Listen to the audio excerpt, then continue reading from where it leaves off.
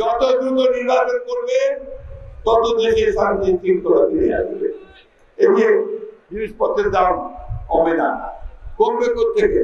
এখনো যে ফ্যাসিস্টের দোষরাই বসে আছে। এই সংস্কারের নাম করে মানুষের যে অধিকার, সেই অধিকারগুলোকে পিছিয়ে দেওয়া, মানুষ কিন্তু অন্য কিছু করবে। আমাকে অনেকে বলছে যে আপনি এত নির্বাচন করেন কেন, আগে সংস্কারগুলো হতে দেয় না। যে সংস্কারগুলো কারা করবে? এই দেশের জনগণ করবে, তাই না? এই দেশের জনগণ যদি প্রতিনিধি না থাকে, পার্লামেন্ট যদি না থাকে, তাহলে কি আপনার এই সংস্কারগুলো সমগ্র জনগণের কথা আসবে? আসবে কি? আসবে না। আমরা তাই পরিষ্কার করে বলেছি যে নির্বাচনের জন্য যতটুকু সংস্কার দরকার, যেখানে যেখানে পরিবর্তন আনা দরকার পরিবর্তন আনুন, আমরা সংস্কারের বিরুদ্ধে নেই, কিন্তু দ্রুত নির্বাচন নেই।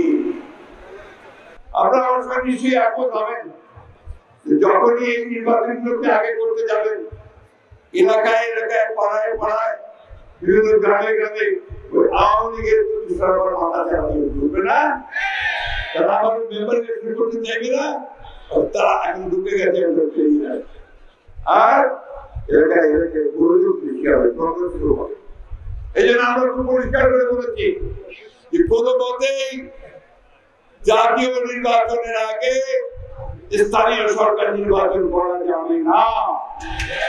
আজকে এই সভায় আমি প্রকাশ্য করে দিতে চাই, এই দেশের মানুষ তারা মেনে নেবে না, কখনোই মেনে নেবে না।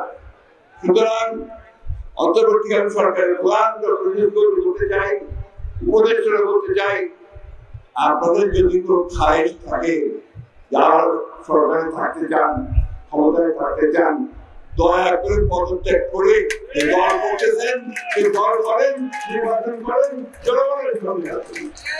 পুরো পরিষ্কার করা, এখানে তো রাগ জাগ নাই।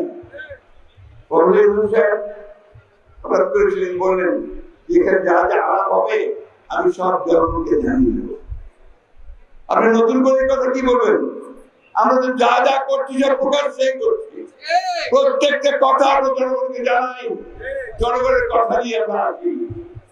জনগণের ভয় আমাদেরকে দেখাবেন না, কারণ আমরা জনগণের সঙ্গে চলি, জনগণ আমাদের সঙ্গে। কি ভাই আছেন না আপনারা? বাংলাদেশের জনগণের প্রতিনিধিত্ব কে করে? বিএনপি করে, তাই না? মার্কা